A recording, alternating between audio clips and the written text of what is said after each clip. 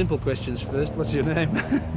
What, full name? Just the first name. John Barraclough, actually. John? Yep. John. Yep. What do you do, John? Actually, I'm a pharmacist. And are you currently on holidays, or...? No, I'm currently... Pharmacying. Having a break from work, yeah. Oh, yeah? Here in Toorak? In Melbourne. Yeah? Yeah. Yep. What was the attraction of becoming a pharmacist? Do you really want to know? Yeah, I really want to know. Well, I was sort of bulldozed into it by my father. He said, you've got to do something, and he was very ambition-oriented. Basically, a lot of greed too, I think. He was like a school teacher. Yeah. And experienced the frustrations of like not getting promotions for many years. Whereas he saw people in private enterprise, just if you had talent, you could really make it in a material, worldly sense. Yeah. Of course, there are other limits to that he never told me about. I found out about that. Yeah. But you found out the hard way. Yes, you find there are advantages and disadvantages to everything. Yeah. Yeah. My father did the best according to his understanding, which I never was comfortable with, but then I just deferred to what he wanted to do, because I could see he was sincere. And I don't judge him for that either. Like, he did his best, that's all I can say. Were you ever idealistic? Very idealistic, and I'm still idealistic. Yeah. But now I've learned more to follow my heart, to be true to myself. That's all I follow. I listen to advice, but I make my own decision now. One time, if someone recommended a thing, I respect them, I would do it. Yeah. Now, no longer. No. You listen to the inner voice? You might say that, yeah. yes. Yeah. Do you have a family? Yes, I do, yes. Yeah. How many children? 2 children, yep. Was that a conscious decision to stop after 2, or you just I think was it... basically having children you learn a lot about nature and everything, you know, so you just realise that it's got its advantage and disadvantage. I mean, you've got these beautiful little gorgeous human beings that are so innocent and spontaneous, and then you've got the other side, you've got to look after them for 18 years, you know. So that's all it is, yeah. Yes, you do, and sometimes beyond that. Beyond that, true. That's right, I found that out as well. Yes, that's right, absolutely, yep. And your wife is with you? I mean, you're still together? No, unfortunately not. Well, perhaps fortunately not. Whoops. Only kidding. How long ago have you been separated? Oh, it's roughly 20 years. Generally, is your life now, would you call it happy? Would you call it content? Yes. You couldn't call it like exciting, but a deep contentment. Yep. But you can't call it boring either?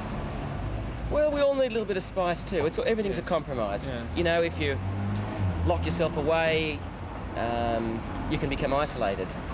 I think we do need, like I said, good company, and by that I don't mean like people who are going to do you favours, but just to enjoy a reflection of someone really having a good time is just wonderful. Is this your lunch break? Yes. And so for your lunch break you walk? Yes. How long have you done that? I've always walked. I love walking. Yeah. Do you see things? Yeah. Birds, flowers, yeah. Look at the river. And then you go back to work? Yeah. And then you walk home? Yes, I walk to work and walk home. Is that far?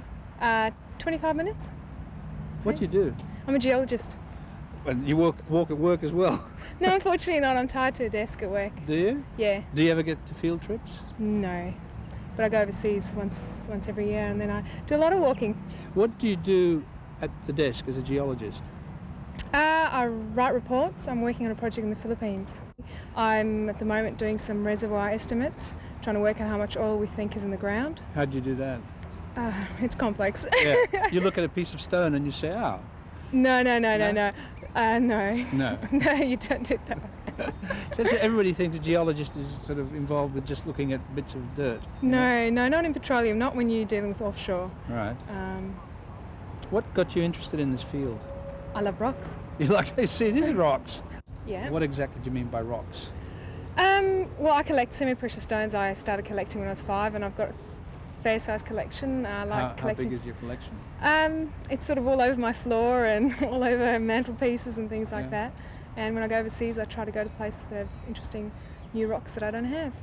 Yeah. What's the most? Do you have a favourite? Is there one particular or some stones? Yeah, I have a slab of with 13 fish on it, E14 fish from Wyoming.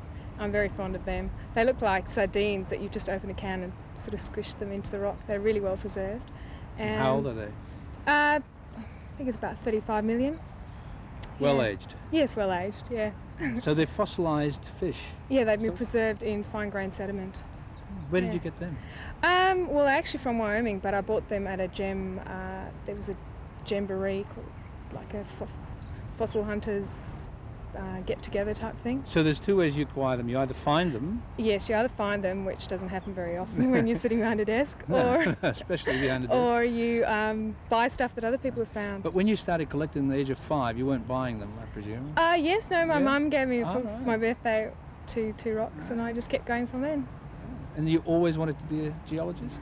No, I actually wanted to be a game ranger. I come from South Africa, and I wanted to work in the Kruger National Park, but that fell through when we immigrated. How old were you then? Immigrated when I was 16. How do you remember South Africa? You know, how do you think of it? Do you think of it as a nice, happy childhood sort of thing? Yeah, we had some really great holidays there, toured around the country a bit. I went to all the national parks. And Which is where you first thought of being a game ranger, game yes. ranger, And it's beautiful scenery, Yeah. wonderful wildlife. It's a great country. And you've adjusted and adapted to Australia, do you I think? believe so. Yeah. It's easy life here, isn't it? Yeah, it's quite similar.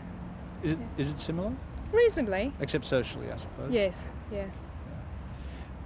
Do you have a boyfriend or a husband or? I have a boyfriend, yes. You laughed He's at the German. husband. Yeah. He's German. Yes.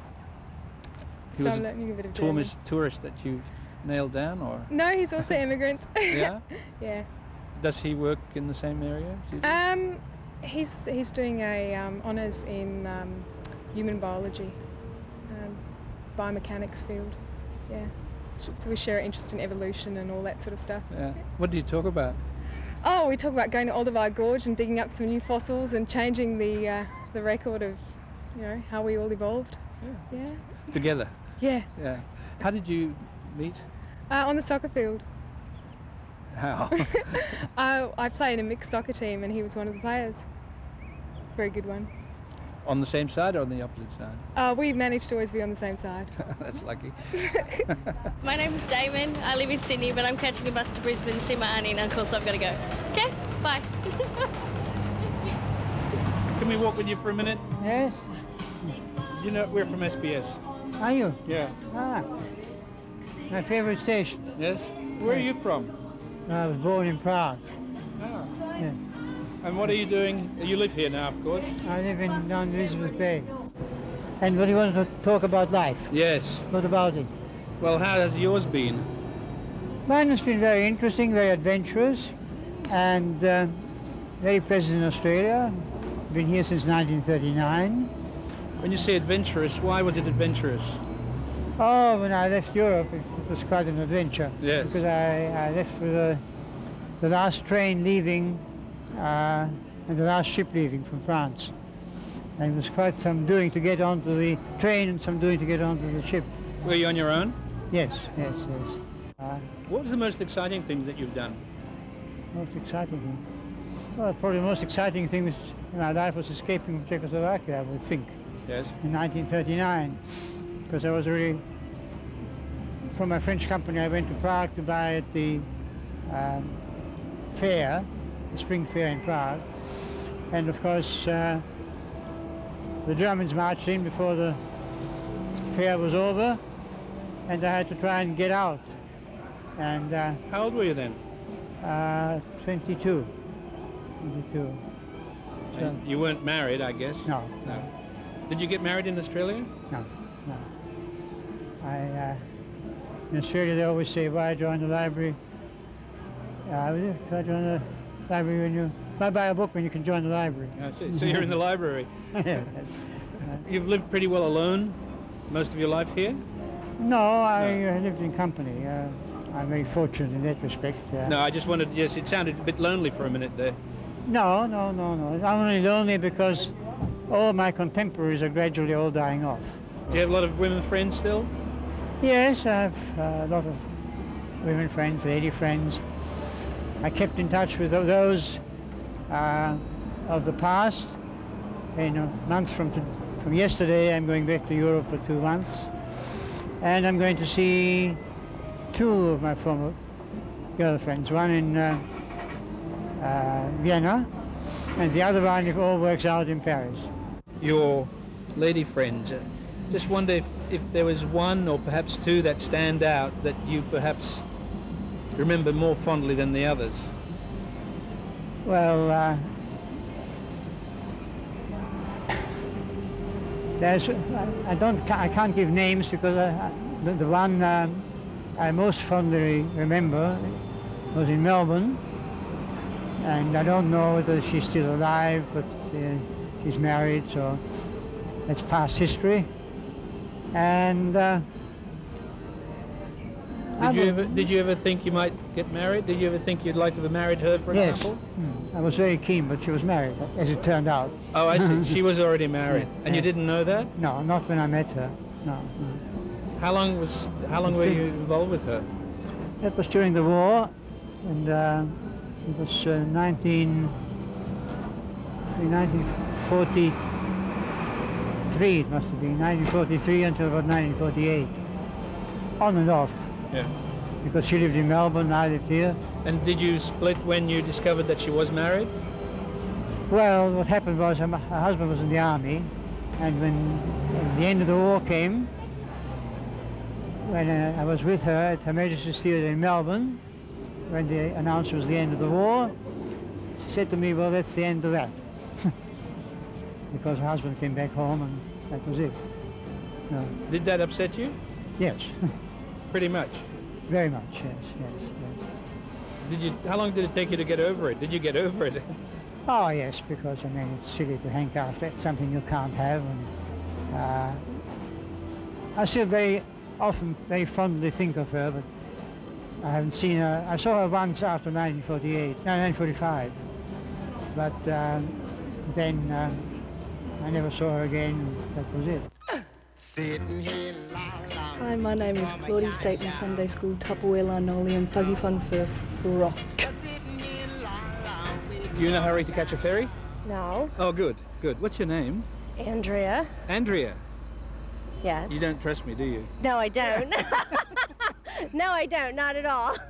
We're making a series of little snapshot interview programs for SBS. Okay. You sound American. I am. Are you here on a holiday or you live here now? No, temporary residence. Temporary resident. Why did you come to Australia? My husband's company transferred him here. So you came along for the ride? Yes. You're not working? No. You just No, enjoy it? yeah, we've only been here 2 weeks. All right. Whereabouts in the States are you from? New Jersey, which is right near New York on the East Coast. Yes. So, and it's very distrusting. I mean, if somebody came up to you on the street, you would just like walk the other way. Because surely the average American is not to be afraid of. Yeah, Or but is he? no, not really. But it's like more the fear of the unknown, I think, because you just don't know what this person is expecting of you. People do not walk in the United States like they walk here. I just walked in from our apartment, and this is unheard of. I normally would drive. I would walk out my front door, and I would get in my car, and I would drive. Is that because of security, or? That's just the way it is. Public transportation where we live is non-existent. Everybody has cars. It's not unusual to encounter people here. It is where I come from. Do you think you'll like it? It's very different. It's very overwhelming for me. Yeah? It's very overwhelming. The grocery store is very difficult. It is very difficult. Getting around on public transportation has been a challenge. The walking has been a challenge. So eventually, I'm sure I'll get used to it. Eventually. It'll take a while, though, I think. You said earlier one of the big obstacles here was the grocery store. Tell me about that. Oh. Well, first of all, I never heard of a capsicum in my life. We call them green peppers. Things are different names. Certain things you cannot get, period. You just can't get them. Like my son loves grape jelly. I cannot find grape jelly anywhere. What else haven't I been able to find? Certain things, products I just cannot find. That you're used to cooking with? Or? Right, exactly, that I'm used to cooking with. What sort of things do you cook? What do I cook? Apple pie? Apple pie. I make great apple pie. Now that you have this sort of change, it's a major change for you in life, coming to a new country. Right, so it is. It is a major life change. Do you notice anything? Are you changing? Are you reacting differently? How are you reacting to it? So far, yes, we are reacting. I was going to say no, we haven't been here long enough, but yes, we already have. My children have much more freedom here than I ever allowed them at home.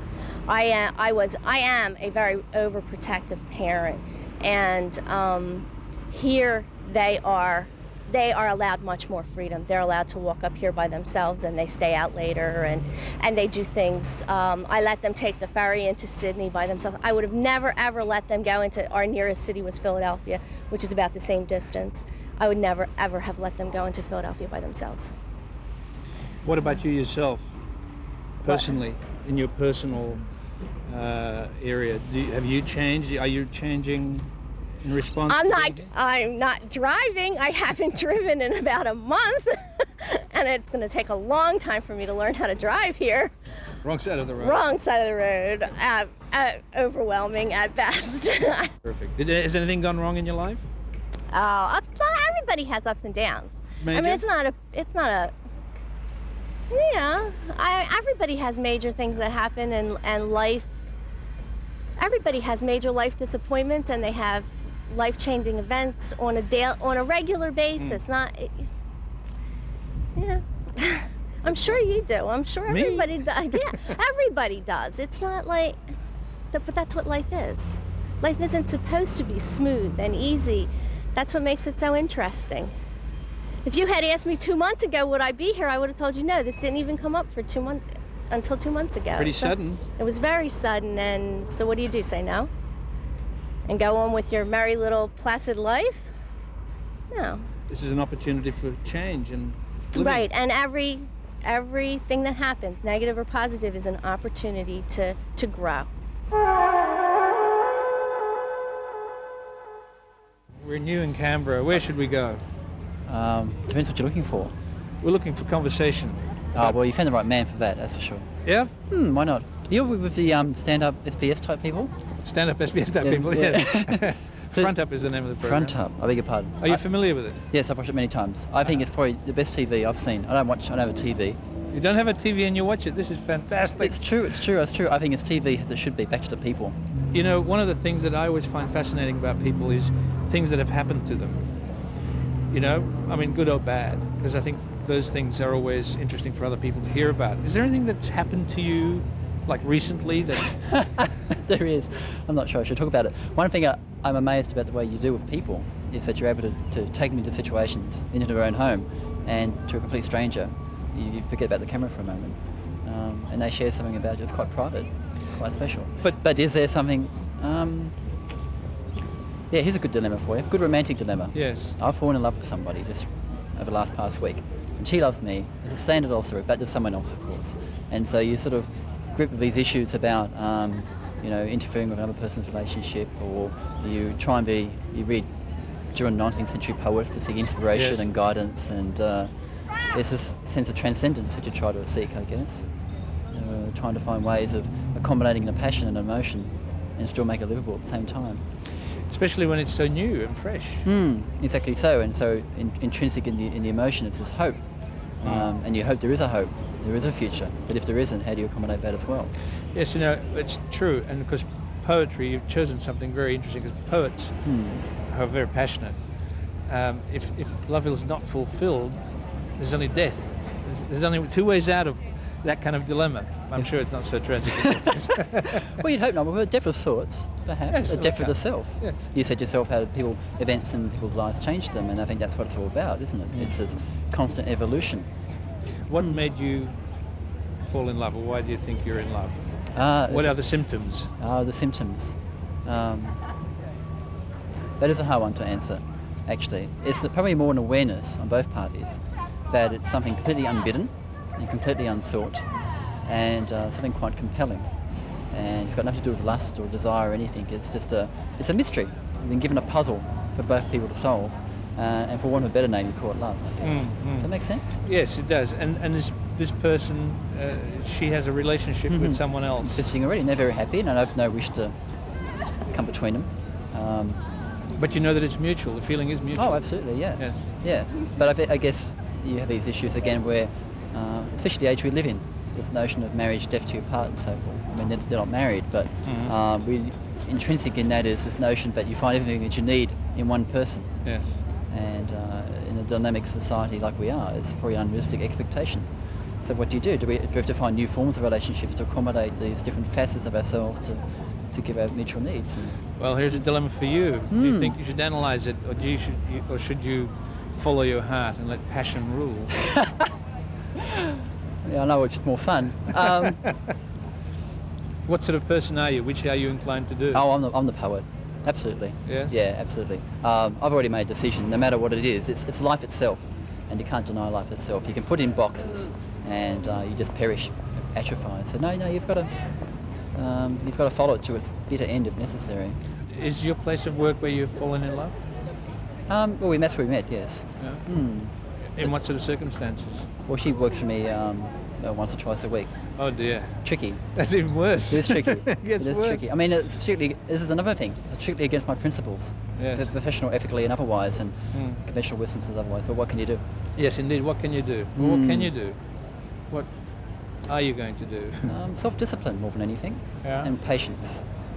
You're going to see what happens. Because it seems to me that nothing you do or say is really going to control the outcome. You're along for the ride, really. Well, Khalil Gibran, Lebanese poet, said of love, if it finds you worthy, directs your course. Think not, you can choose the course of it. So that's kind of what I think. Is that? I mean, it almost sounds like a philosophy of life. You know? Well, it is a bit, isn't it? But it isn't. Is it yours?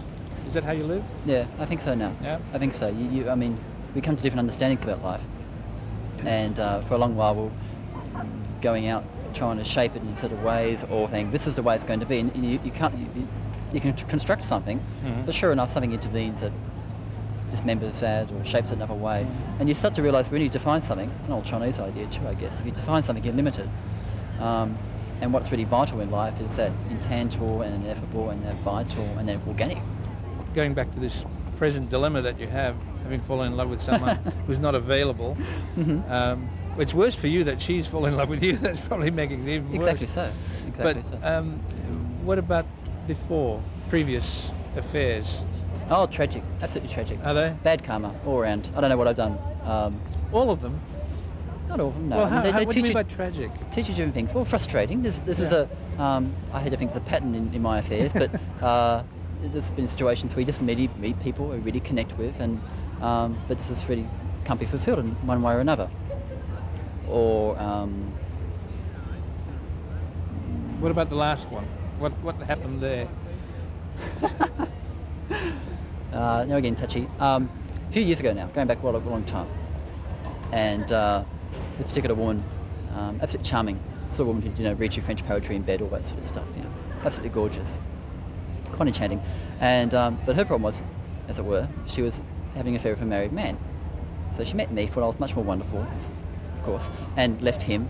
But he had such a psychological hold on her that we had a bit of a tug of war going on for a while. It became quite messy, and I didn't want to be part of it really.